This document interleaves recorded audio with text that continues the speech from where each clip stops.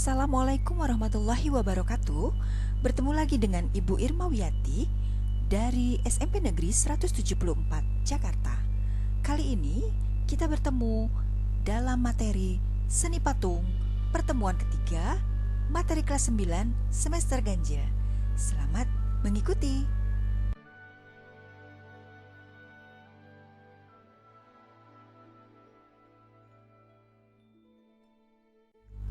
Pada pertemuan sebelumnya, kalian telah mengetahui apa itu patung, apa jenis-jenisnya, dari segi bentuknya, dari fungsinya, dan dari coraknya.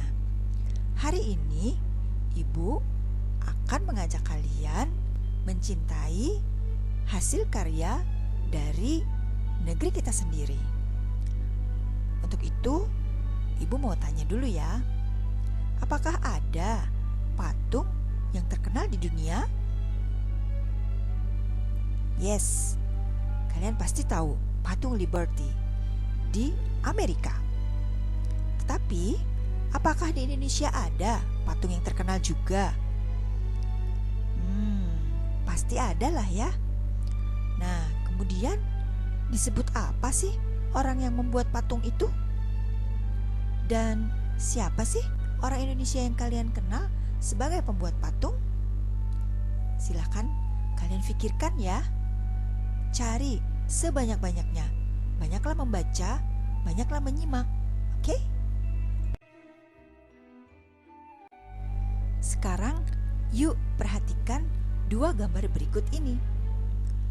Yang sebelah kiri ada patung seperti orang sedang berada di atas burung Garuda. Kira-kira patung apa ya? Dan ada di mana ya? Silakan kalian cari tahu. Yang di sebelahnya ada patung yang mengangkat tangannya seperti mengucapkan selamat datang. Nah, ayo kita cari yuk. Patung ini namanya apa ya? Dan lokasinya di mana? Kemudian terbuat dari bahan apa sih?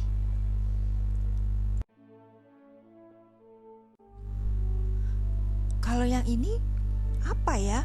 Patung apa ya? Sepertinya di tempat kelahiran kita ada patung seperti ini. Letaknya di daerah Pancoran deh kalau nggak salah. Apa iya ya? Yang sebelahnya ada lele dan buaya. Wah, apa itu ya? Di mana ya? Yuk kita cari tahu. Kalau yang ini sepertinya sangat bersejarah ya. Seperti monumen. Pasti banyak kisah di sini. Ada pahlawan di situ. Ada sang proklamator di situ. Aduh, namanya apa ya? Lokasinya di mana ya? Mari yuk kita cari tahu lagi ya. Wah, kalau ini saya tidak pernah melihat di Jakarta, pasti di daerah. Wah, yang satu gagah sekali, seperti angkatan laut seperti itu. Yang satu wanita sangat perkasa. Pasti beliau seorang pahlawan. Di mana ya? Kalau ini apakah di Indonesia? Saya melihatnya seperti di luar negeri. Wah, besar sekali. Patung yang putih itu sangat tinggi. Pasti patung itu merupakan salah satu dari patung tertinggi di dunia. Yang satunya seperti terbuat dari perunggu. Wah, hebat sekali karya-karyanya. Kalau yang ini seperti di daerah Thailand. Tapi katanya patung di Indonesia. Apa iya ini di Indonesia ya? Kita cari lagi yuk. Kita harus tahu. Yang sebelahnya, waktu saya jalan-jalan ke Bali, sepertinya melihat, tapi namanya apa ya? Wah, harus banyak-banyak membaca dan banyak-banyak jalan-jalan. Oke, kalau sudah tidak ada pandemi, yuk kita cari tahu. Kita boleh juga traveling ke seluruh Indonesia. Nah, cocok gak sih jawaban kalian? Patung yang pertama merupakan patung Garuda Wisnu Kencana, adanya di Bali. Itu merupakan bentuk dari freestanding, karya dari Bapak I Nyoman Nuarta. Kalian tahu gak sih, Garuda Wisnu Kencana itu yang seringkali disebut GWK dibuat selama 28 tahun loh. Wow, pasti merupakan sebuah karya yang sangat menakjubkan. Amazing. Kemudian yang kedua, benar ternyata, mengucapkan selamat datang. Itulah sebabnya disebut patung selamat datang. Adanya di Jakarta loh, di dekat Bundaran HI, dan karya Bapak Hengantung. Yang ketiga, betul lagi, itu adanya di Pancoran, Jakarta. Namanya patung Dirgantara, merupakan karya dari Bapak Edi Sunarso. Kalau yang keempat, itu merupakan patung ikan sura dan baya di Surabaya, karya Bapak Agung Tato, merupakan ikonik dari kota Surabaya. Yang berikutnya benar sekali, monumen Pancasila Sakti untuk mengenang 7 pahlawan revolusi. Adanya di Jakarta dan sangat dekat loh dengan rumah kita, di Lubang Buaya, karya Bapak Edi Sunarso. Kemudian berikutnya adalah Tugu Proklamasi, adanya di Pegangsaan loh, Menteng, Jakarta. Nah, yang gagah tadi ternyata patung Jalesveva Jayamahe di Surabaya, karya Bapak I Nyoman Nuarta juga. Wah, ini kebanggaan dari TNI AL kita, Jalesveva Jayamahe. Nah, benar saja, patung yang wanita perkasa tadi merupakan patung Ibu Christina Marta Tiahahu, adanya di Ambon loh. Nah, kemudian yang tadi tinggi itu benar sekali, patung Yesus Memberkati berada di Tanah Toraja, karya Insinyur Ciputra, merupakan patung tertinggi kedua di dunia. Kemudian yang tadi Buddha Tidur, patung Buddha Tidur, adanya di Jawa Timur, Mojokerto, karya Bapak Y.M. Viryanadi Mahatera, pengrajin patung asal Triwulan. Nah, kemudian ada juga patung Dewa Murugan di Langkat, Sumatera Utara.